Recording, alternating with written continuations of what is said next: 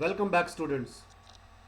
My dear students, I hope you all are enjoying your good health. Dear students, I hope you have seen the videos which have been shared with you. In continuation to working with functions in this chapter, today we will see the types of arguments. To see in the details, we shall go to the Python idle. Dear students, in the last class of functions,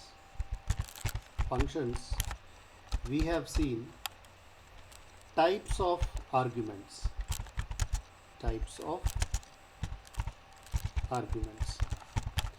And in types of argument, we have seen first positional arguments, positional or required arguments. Secondly, we have seen default arguments.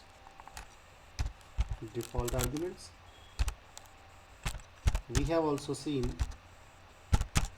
keyword arguments, and today we will see variable length arguments.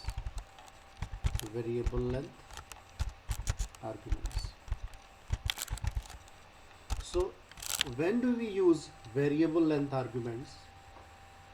When we do not know that how many parameters will be passed. So to see that, we will go to the idle and we'll see the simple function of addition, and two parameters we have passed here. Now this is positional or required parameters, this a and b. Now when we suppose we add here, we can write here return a plus b, then also it will work. Now we will pass the arguments. In a we are passing 20 and in b we are passing 30. So here in positional arguments, what happens, this 20, the position of a is the first and then the second. We cannot change the position. So this 20 will go in the same position, the first position a. So in a this 20 will be assigned, and this 30 is the actual parameter of this b. We also call this formal parameter and actual parameters. We also call this formal argument and actual arguments. So now this we have passed the actual arguments, and this will answer you 50. We can also do this at a and b, and then we can do c is equal to a plus b and print of c. So now also we will get we have to pass here arguments 20 and 10 we have passed. Now this is the 30 will be the output. So this is positional argument, this is. And in the default arguments, we can see once with this. Suppose I want to print the name and age of a person. So name and age. So I will mention here the age. So by default, even if you do not pass the argument age, that automatically by default will be printed. So here I write print name and age, and now if I call name Rohan and I do not pass here age, so then also you get here the age by default. So this is default argument. Now we can also change age. If I write here Rohan and I write here age and I write here 20 and then the age is changed. So in the argument we can change the value. So this is the default.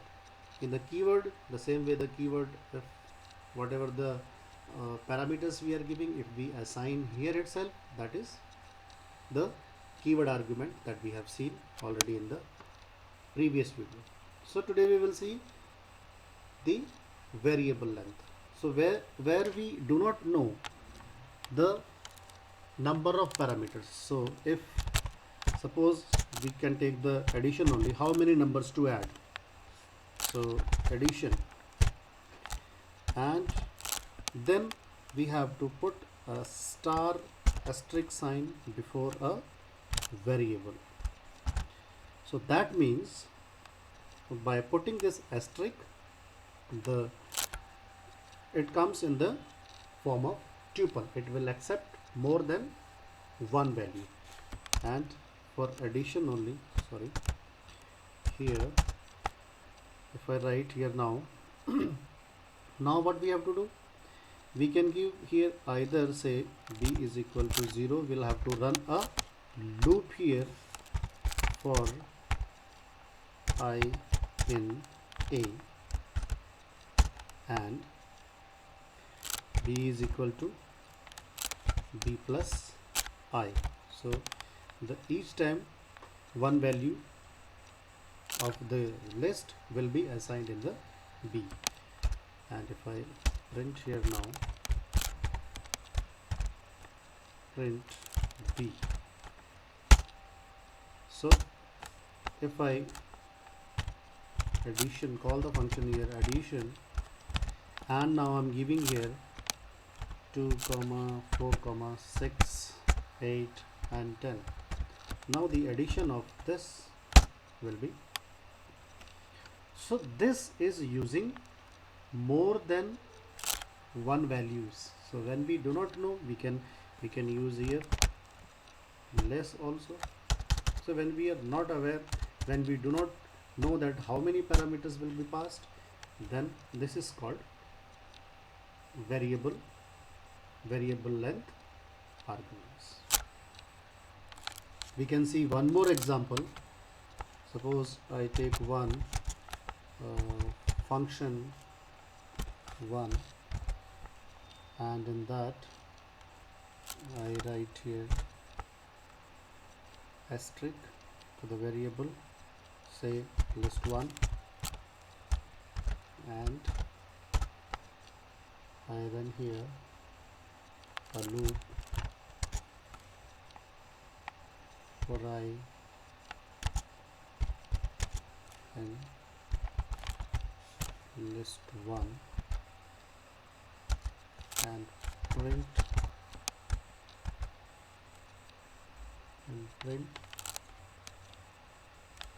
I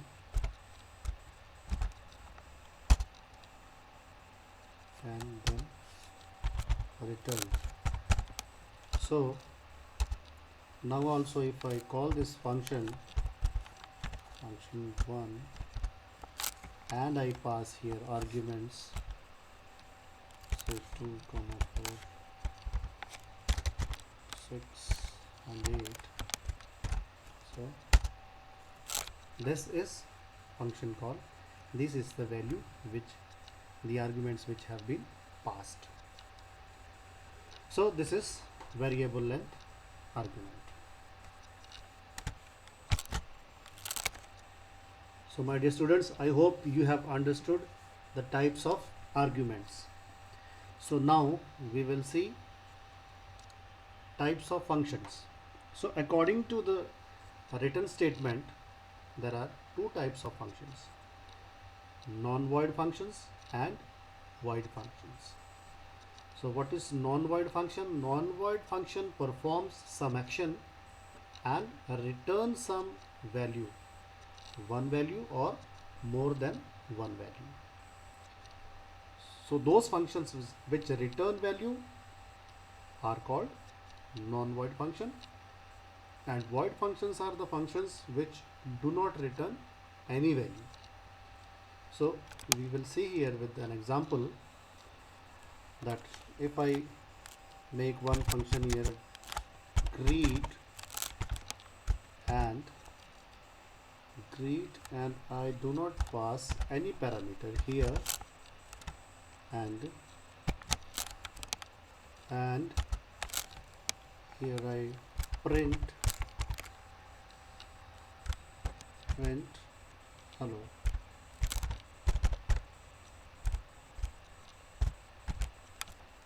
So if I call this function here, greet, it will display the message hello. So here you can see, children, in this function the message is printed. It's not, this function is not returning any value.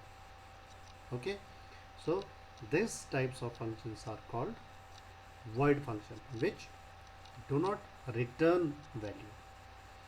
So in the next we will see the functions which return some value.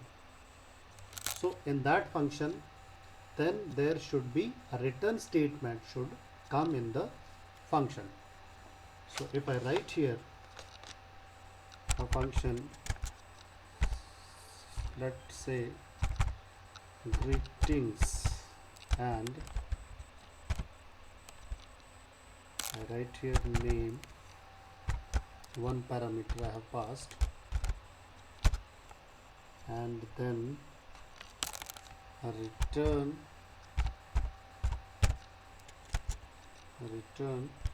name, So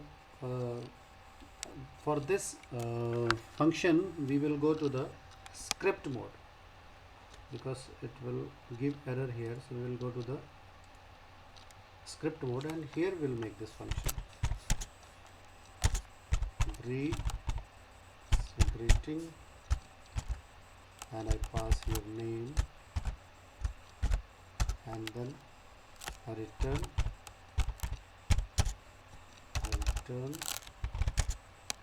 name, and then in the variable I'll take input, enter a name,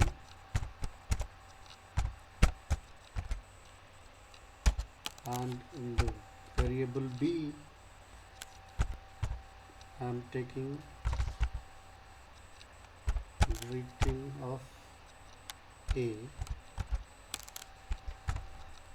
and print here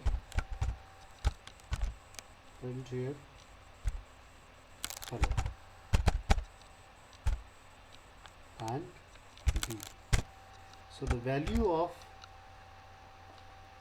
name has been stored here in B, and with the print statement the value is returned in B. So if I run this program, I need to save this. Say I call this F1, and now it will ask here a name. So I can give one name, Rohit,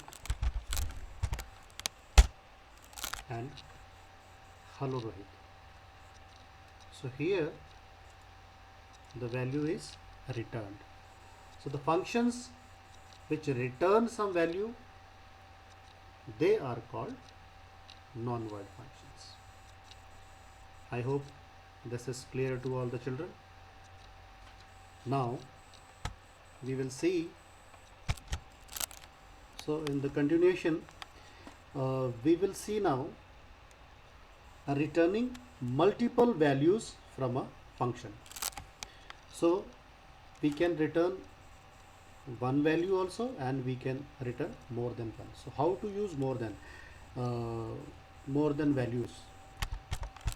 So we'll make one function, say function, and in that I will write here, say I don't pass any parameter here, and return 1 2 3 4 5 6 7 values. So now if I call this function my fun, so it will give you a in the form of tuple. So these values have been returned in the form of tuple. Actually it is taking only one value. Say if we write here a is equal to 1 2 3 4 5, see this will automatically become a tuple. So this is only the way how it works here inside, with a return statement to return us the multiple value. So this is how the Python gives us um, the facility to return more than one values in a return statement. So my dear students, I hope you all have understood the topics covered today, and also we have completed our chapter 3, working with functions. My dear students, if you have any doubt, you can contact me. Thank you and have a good day.